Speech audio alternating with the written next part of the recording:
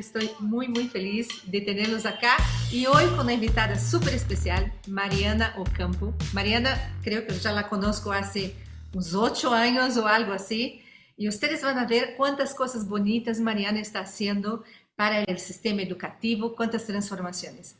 Mariana es fundadora de una empresa en Querétaro llamada Vitra Learning Center y es una empresa para mí, una escuela del futuro. Muy bienvenida, Mariana. Hola Soraya, muchísimas gracias. Y sí, ya son como 8 años. Me da muchísimo gusto estar acá contigo. La verdad es que en estos años que nos hemos conocido, hemos trabajado en proyectos, hemos hecho cosas y creo que poder compartir un poco de lo que juntas platicamos, ¿no? Cuando no estamos en línea, es muy interesante y me parece que puede ser muy enriquecedor para otras personas conocer un poquito de esto.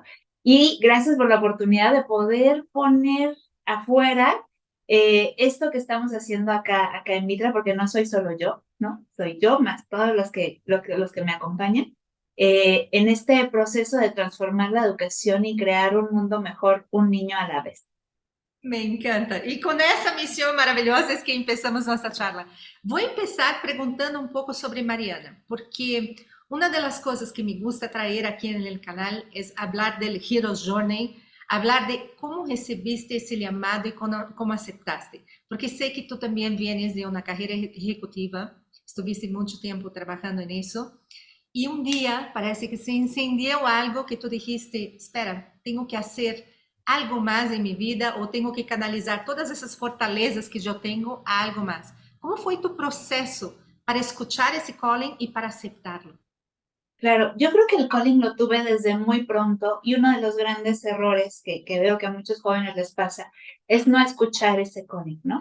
Cuando yo termino la preparatoria, tomo un examen vocacional, ¿no? De ese que te dicen hacia dónde te tienes que ir, y a mí me salió que tenía que estudiar teología, ¿no? Pues yo tenía que irme o de sacerdote, que no se podía volver mujer, o de monja, porque yo tenía que estudiar teología según la parte vocacional. Y obviamente hice caso omiso de eso, porque dije, nada que ver. Y entré a estudiar administración de empresas porque pues no me comprometía con nada, la verdad. O sea, administración de empresas es tan general que no te comprometes con ningún camino en particular. Y de ahí me di cuenta que los recursos humanos me llamaban la atención, obviamente teología, la parte social, la parte humana era lo mío. Nunca lo quise reconocer así como abiertamente. Y bueno, total que inicio mi carrera profesional en áreas de capacitación con adultos, ¿no? Y me di cuenta que me gusta, o sea, que realmente me gusta. Estaba yo en la parte de gestión, en la parte administrativa, usando lo que supuestamente había aprendido en la carrera. Digo supuestamente porque la verdad es que después me di cuenta que no había aprendido yo mucho la realidad.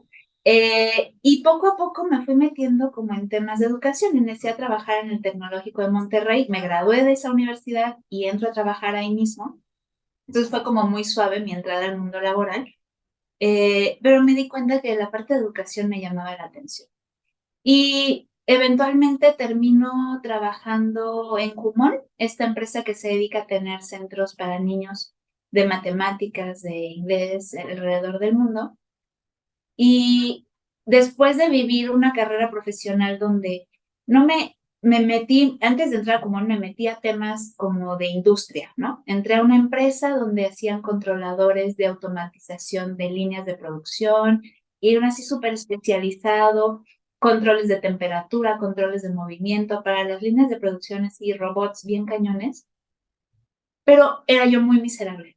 Tenía un muy buen puesto, ganaba yo muy bien, la empresa era muy buena, pero yo decía, la verdad es que a mí no me interesa si a Procter Gamble se le para la máquina y no funciona, pues, pues ni modo, sorry, qué pena. Pues lleva al ingeniero, lo repara, pero a mí no me significaba nada.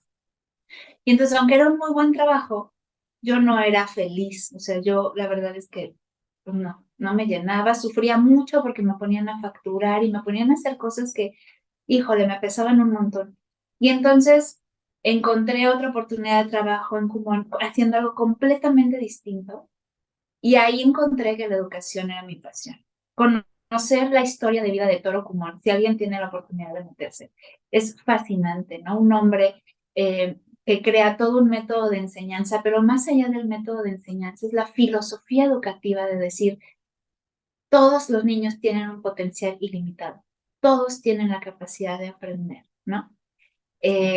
Los niños tienen la capacidad de ir mucho más allá. Y después entrar a trabajar y poder ver niños muy pequeños resolviendo sistemas de ecuaciones, niños muy pequeños estudiando muy por arriba de su grado escolar y ver que realmente en muchos casos no había límites, ¿no? Y que simplemente el límite estaba en el adulto. Eso para mí, dije, wow, ¿no? Y sobre todo poder encontrar una empresa donde de verdad se vive por la filosofía. Y un grupo de personas que se movían en esa época, no sé, no hablo ahorita porque ya no trabajo ahí, pero en esa época con quien yo trabajaba realmente se movía por la filosofía. Y entonces era, nuestra misión es el desarrollo del niño. Todas las decisiones que tomamos alrededor tienen que ir alineadas hacia allá. Esto que voy a decidir, ¿contribuye o no contribuye a ayudar a los niños? ¿No? No contribuye, entonces no es una buena decisión, ¿no? Eso dije, esto es lo mío. Y ahí descubrí que lo mío, pues eran los temas de educación. Y a partir de ahí empiezo a formarme en diversas áreas. Yo creía que era mala en matemáticas y de pronto me doy cuenta que en realidad no soy mala en matemáticas, que el tema era que no me habían enseñado correctamente, que yo creía que de plano siempre necesité clases extracurriculares en matemáticas porque no daba una. Y de pronto yo daba las clases de matemáticas, ¿no? Y es como, ¡oh! O sea, no solo los niños tienen un potencial ilimitado, sino yo también tengo un potencial ilimitado y puedo aprender cualquier cosa. Y a mí siempre me ha gustado estudiar y aprender. Entonces, a partir de ahí, me volví muy autodidacta y empecé a estudiar temas que me interesaban, ¿no? Como enseñanza de las matemáticas. Entré a estudiar temas que tienen que ver con otras áreas de la psicología humana, como programación neurolingüística, tanatología. Este, empecé a estudié de hecho la maestría en educación, ¿no? Porque dije, de aquí soy. Y de ahí poco a poco el camino me ha ido llevando a especializarme en áreas de enseñanza para niños con dificultades de aprendizaje. Y de ahí surge el proyecto actual, ¿no? Vitra, de decir, las escuelas a veces lastiman mucho a los niños, ¿no? En Kumon yo me di cuenta que llegaban muchos niños muy lastimados, con una autoestima por los suelos, creyendo que el 7, el 6, el 5, el 4 que les daban de calificación los representaba, que ellos eran eso, ¿no? Que ellos no eran buenos, que ellos no podían. Eh, y poco a poco me di cuenta que eso que nos hace creer la escuela lo llevamos a lo largo de la vida, ¿no? Nos acompaña. Y es como, yo no soy bueno para esto, yo no soy bueno para hablar en público, yo no soy bueno para escribir, yo no soy bueno para... Y nos vamos, ajá, eso. Y lo más grueso es que eso se forma mucho en la educación básica, ¿no? Con eso te vas a la prepa, con eso te vas a la universidad, con eso te vas a la maestría y con eso te vas a trabajar, con esas cosas que te pusieron acá. Entonces, yo trabajé mucho tiempo después, me especialicé en trastornos de aprendizaje, en enseñanza de lectoescritura, en enseñanza de matemáticas, y poco a poco me fui dando cuenta de que más allá de enseñar matemáticas, de enseñar a leer, mi labor era enseñarles a los niños lo geniales que son y lo buenos que son, independientemente de su nivel de habilidad. Cuando yo capacito a un maestro, yo lo que les digo es que tu misión es que cada vez que un niño salga de tu salón, tiene que sentirse exitoso y que puede y que es capaz. Entonces, hace una suma bien y es excelente, hiciste una suma bien, te felicito. ¿Ya te diste cuenta cómo has avanzado? ¿Te diste cuenta que no podías hacerlo y ahora ya lo puedes hacer? ¿Qué has hecho para poder avanzar? No, pues es que estoy poniendo más atención. No, pues es que ahora ya me di cuenta que puedo hacer esto. Y cuando salen, salen brillando, ¿no? Y entonces, pues acá no hay nadie que piense que es malo para matemáticas, ¿no? Y eso para mí es transformarles la vida, porque yo sé que cuando eligen una carrera, no van a elegir una carrera diciendo, no es que yo soy malo para matemáticas, entonces voy a estudiar psicología, ¿no? Es- Eso para mí Me transforma. fascina. todas las veces, ustedes necesitan saber que hablo con Mariana y hablamos mucho sobre el liderazgo del futuro, me emociona muchísimo todos esos temas, pero de realmente llegarme al corazón, porque siento que empoderar a los niños es más do que es nuestra obligación hacer.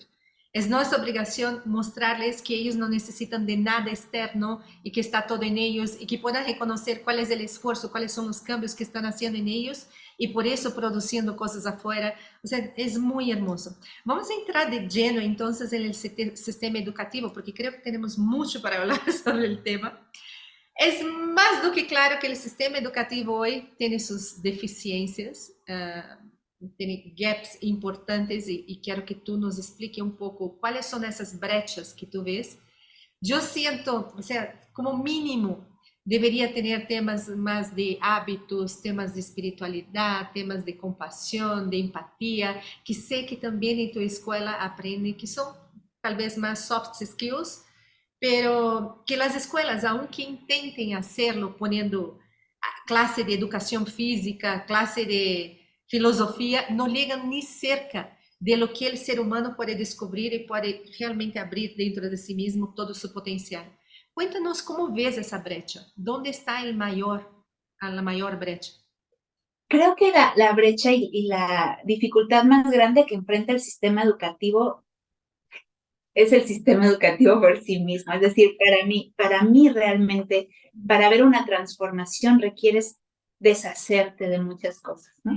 Yo el día de hoy yo tengo una escuela muy distinta al modelo tradicional y creo que una de las cosas que tuvimos que hacer para poder crear este modelo, que tuve que hacer para crear este modelo, fue quitarme el peso de la enseñanza tradicional. Porque creo que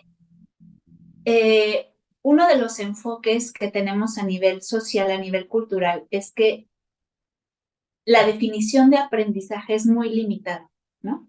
Es decir, cuando hablas de aprendizaje, si tú les preguntas a los papás, y lo hago porque en los cursos que les doy a los papás de temas de crianza, les digo, oye, ¿tú para qué mandas a tus hijos a la escuela? ¿No? ¿Te has preguntado? Porque a veces tenemos un hijo y ni siquiera nos cuestionamos, oye, ¿lo voy a mandar a la escuela? Sí, ¿no? ¿Y para qué? ¿No? Es como, tienes un hijo, obvio lo vas a mandar a la escuela, ¿no? Obvio. Y no es tan obvio. ¿Para qué? Pues para que aprenda. Uhum. Va ¿Sí? a la universidad, ¿para qué? Ajá. ¿Para que aprenda qué? Pues para que aprenda cosas, ¿no? ¿Cómo qué cosas? Y entonces la expectativa es que aprenda conocimientos, ¿no? Que aprenda a sumar, a restar, a multiplicar, a dividir, que aprenda las partes de la flor, que aprenda la historia de México, que aprenda que en 1810, el 15 de septiembre, don Miguel Hidalgo dio el grito de independencia. Y si no se lo saben, te simbra, ¿no? Y te cuestiona todo lo que significa el aprendizaje para ti. Esa visión del aprendizaje es muy limitada. Entonces, la primera barrera que existe, o la primera brecha es la definición de aprendizaje. El no reconocer que el aprendizaje trasciende el conocimiento, ¿no? Es una limitante muy grande para transformar la educación. ¿Por qué? Porque entonces estás esperando que siempre haya exámenes, que haya tareas, que haya memorizaciones, ¿no? Y que si el niño no se sabe cierta cosa, por lo tanto no está aprendiendo. Cuando el aprendizaje es mucho más que eso. Y la otra cosa es reconocer las necesidades de la sociedad actual y de la sociedad futura, ¿no? Algunos papás, por ejemplo, acá en Vitra, es muy particular que no hay materias como ciencia, como historia, como geografía, como tal, como tú tradicionalmente fuiste a la escuela y tenías a tu maestro de historia, Ajá. como el conocimiento fragmentado y como el maestro del área de especialidad. Okay. Pero es que yo les digo, a ver, la verdad es que si tú me preguntas a mí hoy algo muy particular de la historia, muy particular de geografía, yo no te lo voy a saber contestar. Pero hoy tengo internet y hoy ese dato en particular te lo consigo. No es lo que hago, no es cómo obtengo ese dato, sino qué hago con la información, ¿no? Y cómo resuelvo mis conflictos y cómo me vinculo con los demás. Eso es lo verdaderamente importante hoy y en el futuro. Mm. Entonces, creo que son esas dos brechas, desde definir qué es el aprendizaje y darnos cuenta que uno aprende en todo momento y en todo lugar. Y dos, que solo aprende lo que te interesa, ¿no? Uno solo aprende lo que te interesa y lo que quieres aprender. Y por otro lado, no reconocer que el mundo ha cambiado y que preparar a los niños y a los jóvenes para el futuro es algo muy opuesto a lo que significaba eso hace unos 100 años, ¿no?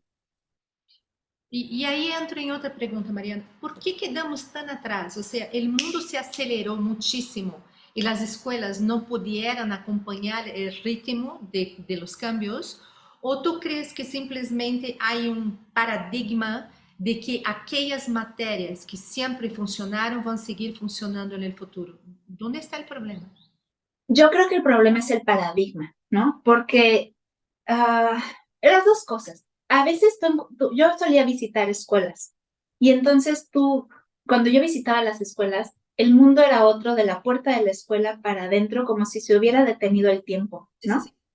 Es como, híjole, no, aquí el internet pues muy limitado, ¿no? Aquí tienen que memorizar porque si no te saben las tablas de multiplicar, ya fracaso total, va a vivir abajo de un puente, ¿no? Ya va a ser un loser forever.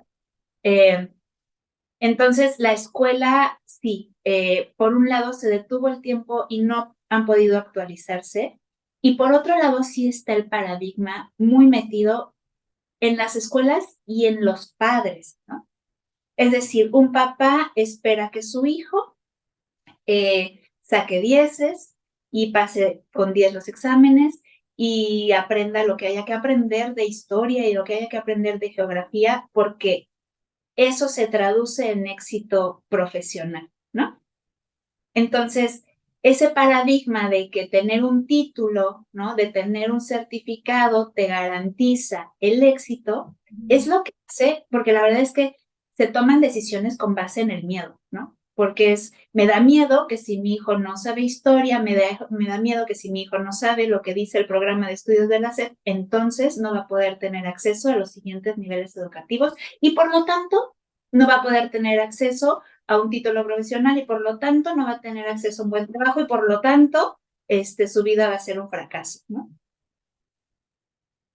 Cuando Lo que me viene en la mente, estaba pensando mientras hablaba, cómo son los testes de las grandes empresas, ¿no? Que las grandes empresas como Google, Microsoft, y yo pasé por ese tipo de teste de cuántas pelotitas cabe dentro de un autobús, de cuál es el tamaño del pico, del mayor pico del mundo y cuántos metros, cuántos pasos tú tendrías que dar para llegar al pico. O sea, son cosas que no te van a preguntar ese tipo de materias que tú estás viendo de ciencia, el básico o fechas, pero mucho más te van a hacer pensar, te van a hacer raciocinar y están instigando para que use tu raciocínio lógico usando las herramientas que tú tienes para llegar a alguna conclusión. Siento que es un poco lo que estás diciendo, que esas informaciones están ahí y son importantes, pero lo que se usa en el día a día es muy distinto y lo que inclusive para el ambiente de trabajo vas a utilizar es muy distinto. así es muy distinto, es muy, muy, muy distinto. Entonces, no sé si los que nos ven tengan esta sensación a veces también que a mí me ha pasado, que es como yo aprendí un montón de cosas en la escuela que al día de hoy no me sirven para mucho. Ni te O sea, acuerdas. están ahí y ocupan espacio en mi memoria, ¿no? Pero que en realidad en la vida he utilizado, ¿no? Y como dices, no quiere decir que no sean importantes, porque a lo mejor, no sé, resolver una ecuación utilizando la fórmula general que al día de hoy me sé de memoria, eh, no me sirve en un contexto de vida real, a un ingeniero tal vez le sirva, tal vez, porque ya hay software que te resuelve ese tipo de ecuaciones sin tener que saber la fórmula. Es decir, la relevancia de lo que estamos enseñando, ¿no? Creo que no estamos como adultos asumiendo esa responsabilidad de evaluar qué es lo verdaderamente relevante para la vida de estos niños futuros adultos en el mundo y en el contexto que les está tocando vivir y que les va a tocar vivir. Y seguimos pensando que la manera en la que nos educaron a nosotros, porque la mayoría fuimos a estas escuelas, sigue siendo la manera en la que se tiene que educar a los niños, más o menos, a lo mejor le agregas el uso de la tableta, ¿no? A lo mejor le agregas algunos ahí decorativos que lo hacen parecer un poco más moderno, pero que de fondo sigue siendo el mismo paradigma. Sí. Yo me acuerdo el día que fui a visitar tu escuela y me quedé encantada con los niños haciendo su propio calendario, su propia agenda para el día, optando cuáles eran las tareas que querían realizar y temas de decision making, de critical thinking, que son temas que nosotros solo vemos muy tarde en la vida ejecutiva, pero tú ya estás enseñando eso, pero enseñas de una forma muy light, de una forma donde ellos se divierten haciendo. ¿Cómo es ese proceso de enseñar temas tan densos a niños tan pequeños que aún no comprenden nada de eso, pero que de cierta forma ya absorben esos skills para poder usar en el futuro? A mí me parece que es algo muy simple y que lo hacemos nosotros difícil cuando somos adultos, porque los niños tienen esa capacidad para organizarse, para gestionarse, para entender el manejo de una agenda, ¿no? Para poder leer un horario y seguir sus planes y tomar decisiones. Pero nosotros como adultos juzgamos que ellos no son capaces y que requieren al adulto de estarle diciendo todo lo que tiene que hacer, ¿no?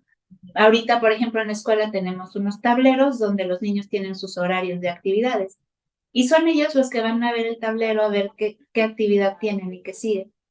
Y se gestionan.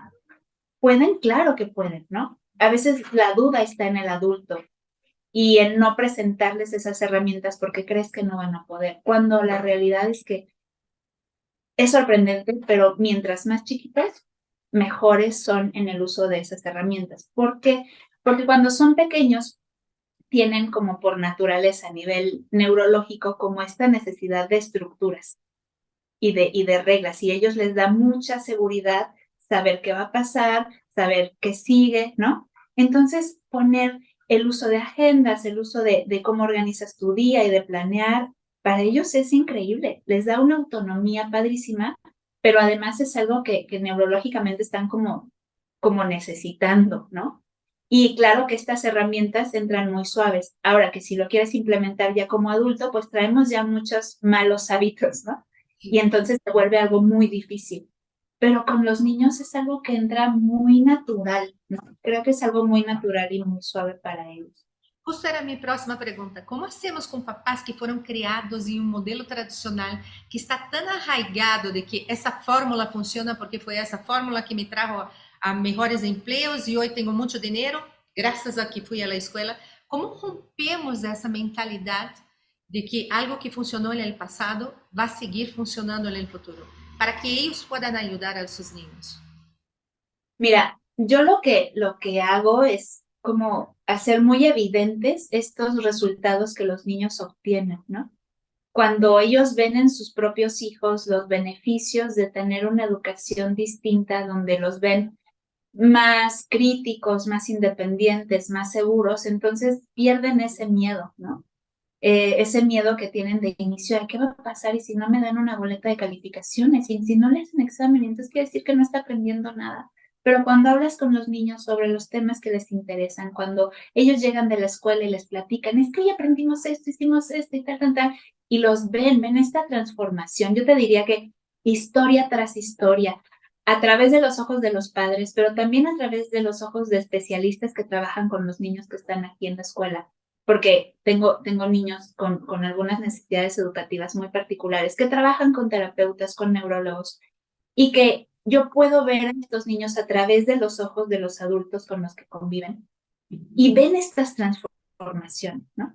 De el niño llegó así y después de estar cierto tiempo trabajando con él en un modelo educativo diferente, el niño está acá. Y eso es lo que a los papás los relaja, ¿no? Y es como, ok, está bien, ¿no? Vamos bien. El proceso no es sencillo. Creo que una de las labores que nosotros hacemos en Vitra es como picar piedra en transformar la conciencia de los papás. Se queden o no se queden en la escuela. Siempre que alguien pide informes, damos muy buenos informes, ¿no? Porque no solamente estoy apuntando a que te quedes en la escuela, porque algo que yo les digo a los papás es, yo no te voy a convencer. Mi labor no es convencer. Yo vengo a contarte y vienes tú aquí a que yo te platique qué hacemos en Vitra, pero yo no te voy a convencer. Tú tienes que estar convencido de que quieres algo diferente para tu hijo. Pero a cada familia que viene, los informes son completos y de primera calidad. ¿Por qué? Porque estoy sembrando semillas de transformación de conciencia, ¿no? De decir, ¿por qué hacemos las cosas diferente? ¿Qué buscamos aquí? Y a lo mejor no inscribes a tu hijo, pero yo sé que ya te llevaste cuestionamientos, que ya sembré en ti la cosquillita de, ah, caray, no lo había pensado, ¿no? Puede que te incomode, puede que te sientas, ay, ¿cómo que no hacen exámenes? Ay, ¿cómo que no hay calificación? Oh, pero no hay tareas y entonces, ¿cómo voy a saber qué está viendo en la escuela? Pero entonces, por lo menos ya te llevas ese pequeño cuestionamiento de, ¿se puede? ¿No? Fascinante, Mariana. Cuéntame un poco, yo quedo imaginando sobre las escuelas del futuro. En este momento escuchamos muy poco acerca de eso. Escuchamos Astra de Elon Musk, Síntesis de otro lado. Algunas empresitas en Estados Unidos, en Finlandia, están usando ese modelo donde ya no tienen exámenes para medir los estudiantes. ¿Cuándo eso realmente va a abrirse al mundo? Porque aún es el secreto mejor guardado y muy pocos lugares están haciendo. Si el mundo ya está exigiendo skills y habilidades distintas también de los niños. Mira, yo pienso que en países de primer mundo van mucho más avanzados. Por ejemplo, en Estados Unidos hay todo ya un movimiento de un modelo educativo ya definido que se llaman microschools, ¿no? Que son estas escuelas que ya no pertenecen como, o sea, en Estados Unidos es mucho más abierto el tema del homeschool y la educación alternativa. Entonces, estas microschools, que son escuelas que van entre los 10 y los 100 alumnos máximos, son pequeñas escuelas que las maestras incluso están abriendo en sus casas, con modelos educativos innovadores, empiezan a crecer. Y entonces ya empiezas a ver que hay un movimiento mucho más grande de una oferta educativa mucho más amplia, ¿no? De eso se trata. Es decir, mi modelo no es el modelo, porque hay muchas opciones y muchas alternativas. Hay muchas maneras de plantear la educación, dependiendo de la filosofía que uno tenga. Pero el chiste es tener opciones. Actualmente, por ejemplo, en México, en países como México, hay muy pocas alternativas. Está la escuela pública, está la escuela oficial, que se rigen por el, y homeschooling, que se rigen, escuela pública y oficial se rigen por la misma línea, ¿no? Y el homeschool, que ya es una opción alternativa, pero que en México ni siquiera está como una figura educativa legal. Hay un vacío educativo donde se inserta el homeschool, que está muy padre porque el gobierno no se mete y no está regulado y los papás tienen total competencia sobre lo que sucede con sus hijos y eso está muy bien. Pero digamos que hay un huequísimo ahí enorme. Entonces, ¿qué es lo que yo veo en países más avanzados? Sí, ya hay una apertura mucho más grande en ciertos países, ¿no? En otros países, por ejemplo, yo sé de países como Suecia, donde todavía no, y es un país donde ahí no está permitido el homeschool, donde no está permitido la educación alternativa, ¿no? Desde mi punto de vista, y aquí me voy a cruzar un poco al lado espiritual, creo que tiene que ver con ir elevando el nivel de conciencia de las personas, Uhum. darnos cuenta de cómo la educación tiene que ser diferente para formar personas plenas, personas que no tengan que recuperarse de su infancia, ¿no? Personas que no tengan que recuperarse de un soy malo en matemáticas, ¿no? De un soy malo para estudiar, de yo no soy bueno para hacer ciertas cosas. Pero ese es el nivel de conciencia que se tiene que ir elevando. Yo creo firmemente que conforme la humanidad eleve el nivel de conciencia, esta transformación educativa se tiene que ir dando porque va alineado, no puedes separar la parte espiritual de la parte formativa, no es posible, es algo que tiene que ir alineado. Entonces, ¿cuándo va a suceder? No lo sé. Veo movimientos en avance, sí, en algunos países sí, ¿no? En Querétaro, en México, estamos picando piedras, sí, cada vez hay más personas interesadas, ahí vamos, pero es muy poquito comparado con, pues, con todos los niños y todo lo que hay de necesidad, es muy poco todavía. Yuval Noah, que escreveu o livro de las 21 lecciones para el siglo XXI, nos dá alguns tips sobre lo que seria esse sistema educativo do futuro. Compártenos, porque sei que tu também és ávida leitora, e compártenos algumas ideias que tu vês para o sistema do futuro. Mira, yo visualizo dos áreas muy importantes. Bueno, son tres áreas muy, muy importantes que yo considero deben ser los ejes rectores y es a los que nosotros estamos trabajando en Vitra por fortalecer esas áreas. El primero tiene que ver con el aspecto socioemocional, ¿no? Todas las habilidades que tienen que ver con la autogestión, autorregulación, automonitoreo, todo lo que a nivel neurológico llamarían como los autos, ¿no? Como este desarrollo pleno de la persona. Incluyo ahí los temas de liderazgo consciente, es decir, ejercer el liderazgo consciente desde la educación básica, a ayudar a los niños a trabajar en equipo, a ser compasivos, a comunicarse de manera efectiva, a resolver sus conflictos, ¿no? Hacer un uso adecuado de los recursos, toda esta parte acá, ¿no? Otra es la solución de problemas, ¿no? Esta parte de tener un desafío y poder crear un proyecto para resolver esa problemática que te estás enfrentando. Y ese proyecto, ahí entran otra vez todas estas habilidades socioemocionales, porque lo vas a hacer en equipo y vas a enfrentarte a un montón de desafíos junto con otros, pero es como estas habilidades para la solución de problemas. Y la otra es la filosofía, pensamiento crítico y ética. Para mí esos son los tres pilares. No incluyo el ámbito tecnológico porque la verdad es que creo que la tecnología ya está en nosotros, es algo que ya está inmerso, es algo que es un hilo conductor de muchas de las actividades y, y que no debería ser como el enfoque principal de las escuelas, sino es como una herramienta, como un acompañante. Y puedes tener una escuela que esté muy avanzada, aunque no utilicen tanto la tecnología, si trabajan en aspectos socioemocionales, resolución de problemas, ¿no? De proyectos para resolución de problemas y trabajo con aspectos de filosofía y ética, pensamiento crítico y ética, ¿no? Creo que esas son como los elementos que los va a preparar para el futuro. Y lo decía Yuval en este libro y lo dicen muchos otros temas, ¿no? Que al final no es el tema de si la tecnología va a estar o no va a estar, ya está, sino cómo hacemos uso de ella, ¿no? De la inteligencia artificial, ya está ahí, ¿no? Ahora es cómo haces uso de ella, que la uses con pensamiento crítico, que la uses para resolver problemas que contribuyan a cambiar el mundo y que además lo uses de manera ética y responsable, ¿no? Cuidando a los demás y cuidándote a ti mismo. Y eso es el verdadero desafío, porque la tecnología ya está ahí. El cómo programar ya está ahí, es lo de menos. Yo puedo ser programador y ser el mejor, pero ¿qué tal si yo no tengo ética, si yo no tengo pensamiento crítico, si yo uso eso en lugar de construir para destruir, ¿no?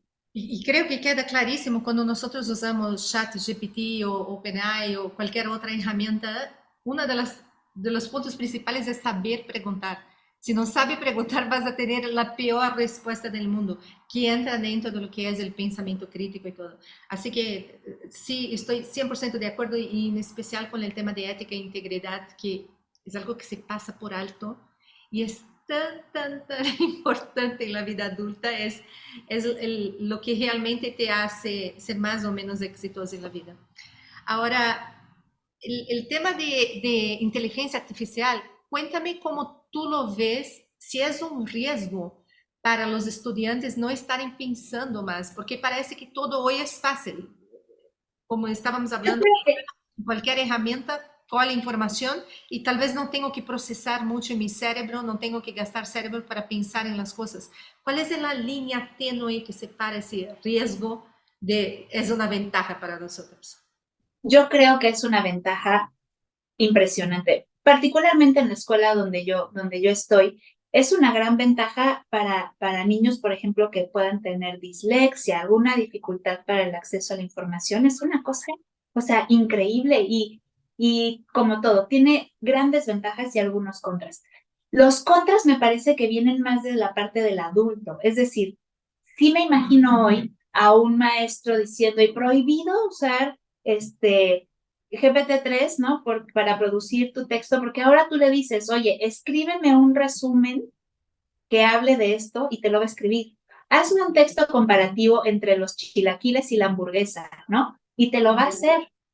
Y el niño ya no tiene que pensar. Pero es que el desafío no está ahí, el desafío está enseñarles a pensar a los niños. Es, ok, el chat GPT-3 ya me dio eso, ahora yo lo voy a analizar y voy a ver si lo que me está dando es o no es. ¿no?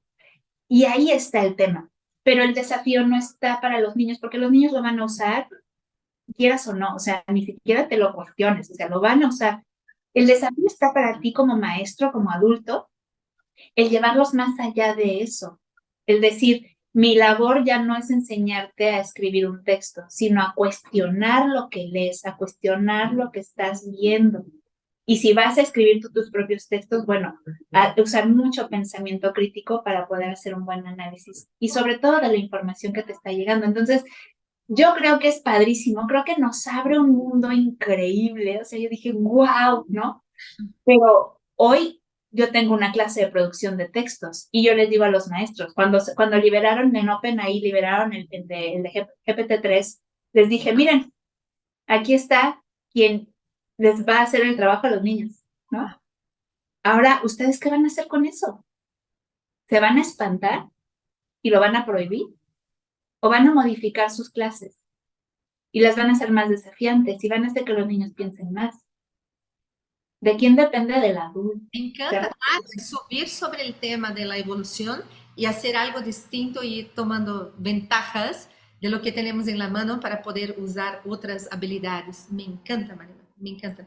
Ahora cuenta una cosa, para quien ya está, y ya vamos a llegar al final desafortunadamente, pero para quien já está em uma idade adulta, que perdeu todo esse histórico, que perdeu todo esse caminho e hoje está liderando desde uma parte mais inconsciente, não tinha todas essas ferramentas, não tuvo acesso a todo isso que estamos falando quando niños ou quando adolescentes e hoje estão pagando algum preço em la vida corporativa ou em sua vida ejecutiva.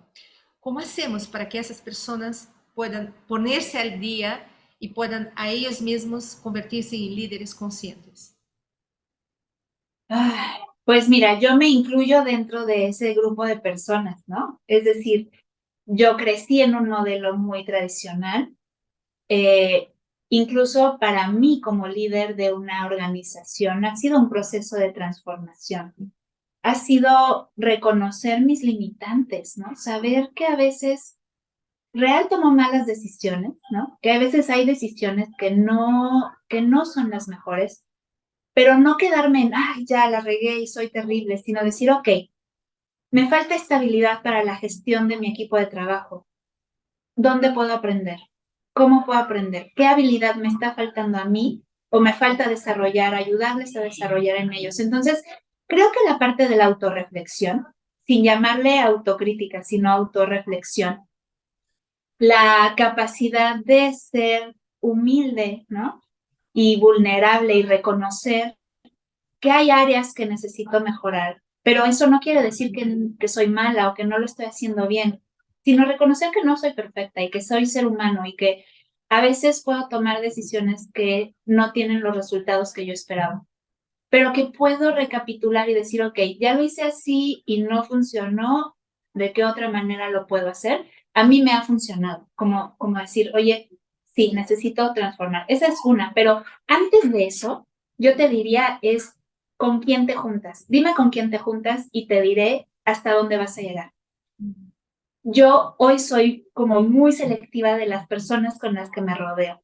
Y a mí me gusta rodearme de gente que me hace crecer y que me inspira, ¿no? Por ejemplo, contigo, ¿no? Que tenemos una relación donde para mí es una relación nutritiva, porque cada vez que nos reunimos hablamos de ideas, no hablamos de personas, no criticamos, no nos tiramos al drama, sino es, ¿tú qué traes? ¿En qué estás? ¿Qué estás enfrentando? ¿Y cómo lo puedes resolver? ¿Y cómo lo estás desarrollando? Te recomiendo este libro, te recomiendo esto, yo estoy haciendo esto. Rodearte de gente que quiere crecer es la clave, porque eso te lleva a inspirarte y a buscar. Si tú estás en un círculo donde todo es queja, donde todo apesta, donde hay que flojera estudiar, que flojera aprender, ay, no leer, guacala, ya estás limitado, ¿no? Eres parte del problema y no de la solución. Eres parte del problema. Entonces, es eso. O sea, yo creo que lo primero es voltea a ver quién te rodea y cuáles son tus temas. ¿De qué estás hablando? ¿Qué publicas en tus redes sociales? ¿Qué consumes en tus redes sociales? ¿No? ¿Con quién estás hablando y de qué temas estás hablando? Cuando empieces a transformar eso, entonces tu cerebro está más dispuesto a aprender y a crecer. Ya no había mejor forma de cerrar esta entrevista de hoy. Humildad, compasión por uno mismo y nutrirse de todo, de la información, de las personas, de tu entorno. Eso es lo que te hace más consciente y te va a llevar al próximo lado. Mariana, muchas gracias por estar aquí con nosotros hoy. Fue encantador tenerte. Sé que esta charla es solamente la punta del iceberg y vamos a tener que hacer otras con mayor profundidad, pero eres una persona que admiro muchísimo por toda tu jornada, por la forma como piensas y ojalá quien nos escuchó hoy esté muy inspirado para conocer a Vitra y conocer ese modelo. Cuéntanos cómo pueden entrar en contacto contigo. Pues mira, te agradezco muchísimo, Soraya. La verdad es que yo puedo hablar horas y horas de estos temas. Me apasiona, me encanta y sí, tenemos que repetirlo y hacerlo más veces porque yo encantada de ayudar a transformar conciencias. Creo que es parte de mi misión en este mundo, más allá de la educación. Hay algo más que es la transformación de conciencias y eso me encanta. Y bueno, para conocer más a Vitra, pueden entrar a Facebook en nuestra página es Vitra Learning Center, ahí pueden encontrar la información sobre nosotros, ver fotos de lo que hacemos, porque hay cosas muy padres, cosas muy disruptivas que tenemos acá en la escuela que son muy transformadoras, y ahí nos pueden encontrar y contactar directamente. Maravilloso. Bueno, a todos los veo en el próximo video. Viene otra entrevista maravillosa. Estén atentos al canal. Los veo pronto. Bye.